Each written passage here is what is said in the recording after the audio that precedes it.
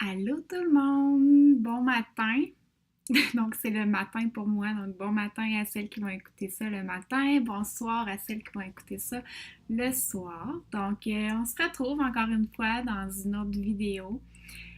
Cette fois-ci, le sujet que j'ai eu envie d'aborder, c'est la confiance, la confiance. Donc comment faire pour retrouver la confiance en l'autre. Donc, comment faire pour être capable, c'est ça, d'avoir totalement confiance en l'autre, de ne pas avoir peur euh, de perdre l'autre, peur que l'autre nous trompe, peur que peu importe. Donc, quand on est en couple, bien entendu. Puis j'aborde ce sujet-là parce que pour moi, ça a été un énorme défi dans ma vie. Je crois que je vous en avais parlé dans une vidéo dans le passé pour ceux qui l'ont vu. Euh, Où est-ce que pour moi, de faire confiance totalement, c'était énormément difficile. Puis cette difficulté-là à faire confiance à l'autre m'a vraiment beaucoup nui dans mon couple, dans mes relations amoureuses en fait. Parce qu'on le sait, hein, on l'entend tout le temps, à quel point c'est important d'être capable d'avoir confiance en la personne qu'on aime.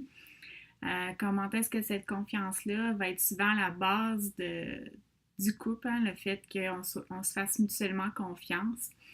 Donc, aujourd'hui, j'ai envie de venir vous parler un petit peu de mon expérience, puis qu'est-ce qui m'a aidé à finalement réussir à faire confiance à mon amoureux.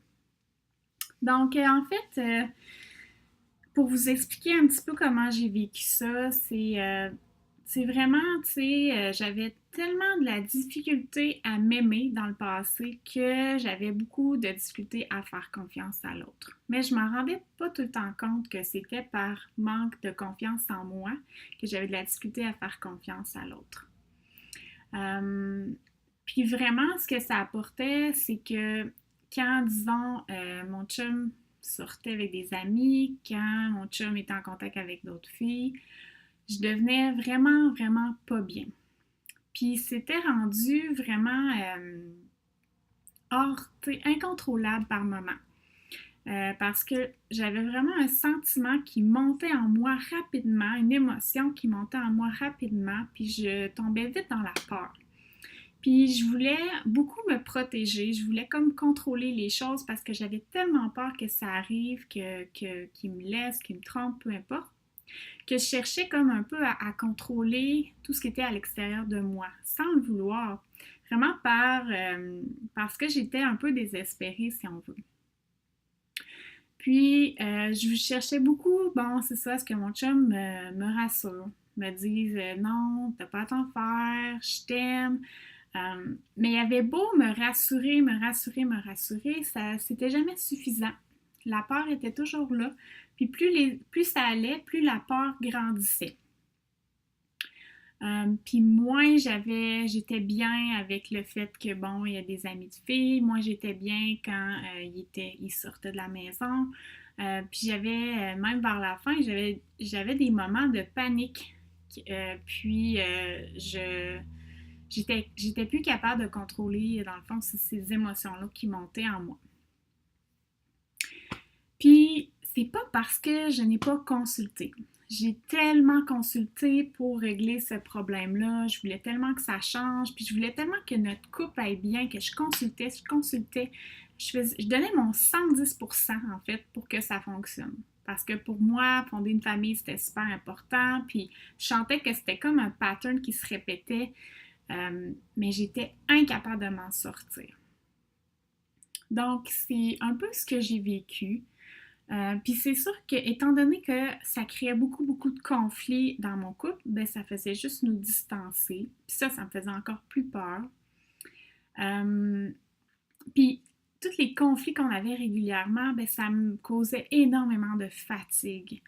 Euh, Parce que je pense, comme j'en ai parlé dans une autre vidéo, quand on est beaucoup dans nos émotions, c'est là que vite notre batterie va se vider. Parce que c'est ça, on est beaucoup dans nos émotions, puis vous devez le savoir, en fait, quand on est beaucoup dans l'émotion, souvent après on est comme fatigué. Fait que j'avais ça en plus, j'étais hyper fatiguée, j'avais plus d'énergie. Euh, Je regarde un petit peu mes notes. Puis c'est ça, j'avais comme plus de sentiment d'estime de moi. Je voyais plus c'était quoi qui était beau chez moi. J'étais incapable de nommer c'était quoi mes forces. Euh, Puis honnêtement, j'étais vraiment désespérée. Puis je me sentais coupable aussi. Quand je voyais que je tombais là-dedans, euh, je me sentais vraiment pas bien d'être comme ça. J'avais pas envie d'être comme ça, mais j'avais beau comme chercher de l'aide j'avais beau essayer plein de choses, il n'y avait rien qui fonctionnait. Donc, ce que j'avais envie de vous partager un petit peu, c'est qu'est-ce que j'ai fait que finalement c'était peut-être pas la bonne chose à faire, puis qu'est-ce que vous pourriez faire pour aller mieux, puis pour réussir à retrouver cette confiance-là en l'autre personne. Donc, ce que je faisais souvent, c'est que dans les moments où est-ce que j'avais peur, j'essayais de me rationaliser intellectuellement. Donc, je montais dans ma tête. Déjà, j'étais dans ma tête parce que j'étais dans la peur. Puis là, je montais dans ma tête pour essayer de me raisonner. Ben non, Kat, arrête d'avoir peur, ça sert à rien d'avoir peur. Mais ça fonctionne pas. Ça fonctionne pas. Je l'ai essayé pendant des années, puis ça sert à rien d'essayer de se rationaliser. Quand la peur est trop grande comme ça fonctionne pas. Donc ça, j'ai essayé ça pendant longtemps. J'essayais de contrôler un petit peu à l'extérieur de moi les choses extérieures en me disant, ben si justement, mon chum il change ou ça doit être comme quelque chose qu'il faut qu'il s'améliore chez lui ou si, bon, il sort moins, c'est parce qu'il voit trop de filles. Ou, j'essayais comme de reporter ça à l'extérieur de moi quand en fait, je prenais pas la responsabilité de mes réactions, dans le fond, puis d'accepter que j'étais comme ça. C'était dur pour moi de l'accepter, d'accepter que crime, honnêtement, j'avais de la jalousie. Puis tu sais, la jalousie, c'est pas quelque chose de vraiment dont on peut être fier quand on a ça, puis on n'a pas vraiment envie d'accepter ça, mais ce que j'ai appris avec le temps, c'est que la jalousie, ça vient pas de nulle part, puis on n'a pas choisi du jour au lendemain, « Hey, je suis jalouse! » Non, vraiment pas. Ça vient de notre passé, ça vient de quelque chose qu'on a vécu qui a allumé un petit quelque chose à l'intérieur de nous qui nous suit pendant des années. Puis on n'a pas choisi ça. Fait que ça, c'est une autre erreur que je faisais, c'est de me culpabiliser, de me taper sur la tête parce que j'étais comme ça. Puis je cherchais à me changer dans le fond. Je cherchais à être quelqu'un que j'étais pas parce que je me disais, ça doit être quelque chose, il y a quelque chose de mal avec moi, il faut que je change. Faut que je m'améliore, faut que je sois, tu sais, puis je me mettais une énorme pression, puis je consultais, puis je mettais, en fait, je donnais mon 110% dans mon couple, mais je me donnais plus de temps pour moi. Je trouvais plus le temps pour moi parce que j'étais tellement investie dans mon couple. Je voulais tellement que ça fonctionne que j'avais perdu qui j'étais. Je savais plus c'est quoi que j'aimais dans la vie, c'était quoi mes passions, c'est quoi qui me faisait du bien. Je prenais plus du temps pour moi. Ça, c'est une autre erreur que j'ai faite.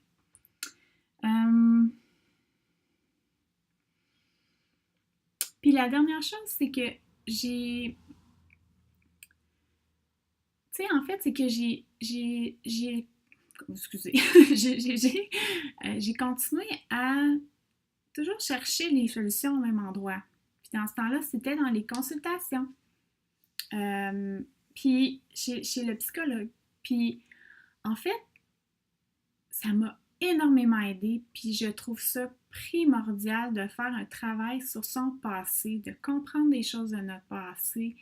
Les psychologues, c'est super important, puis sauf qu'à un moment donné, ça faisait tellement d'années que je faisais ça, que je faisais comme un travail sur mon passé, c'est de comprendre, analyser, j'étais dans ma tête beaucoup, que ça fonctionnait plus. J'avais comme atteint un plateau, puis il y avait des choses qui changeaient pas.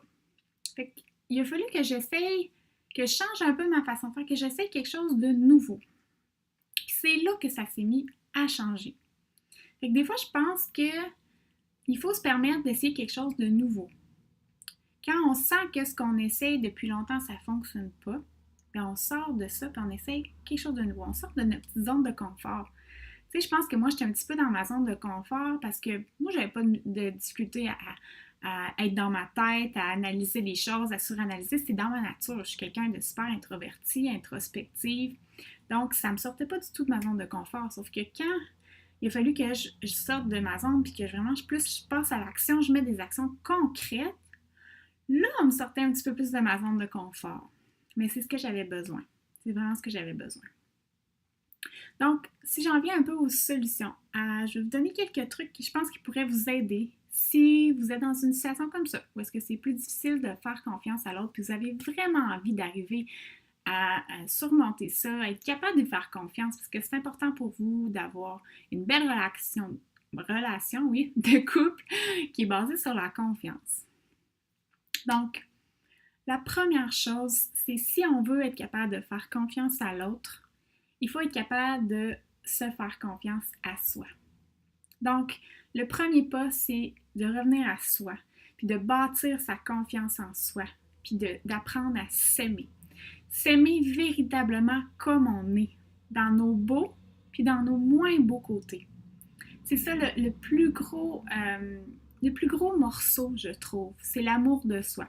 Arriver à s'aimer tellement, puis être tellement fier de soi, que même si l'autre personne, finalement, ça ne fonctionne pas pour X, Y raison, ben ça ne sera pas la fin du monde parce qu'on est sûr de nous, puis on sait qu'on a une valeur, qu'on mérite quelque chose de bien, qu'on a la capacité de vivre une vie, s'il faut, par soi-même pour un petit bout, seul, qu'on n'a plus peur de ça.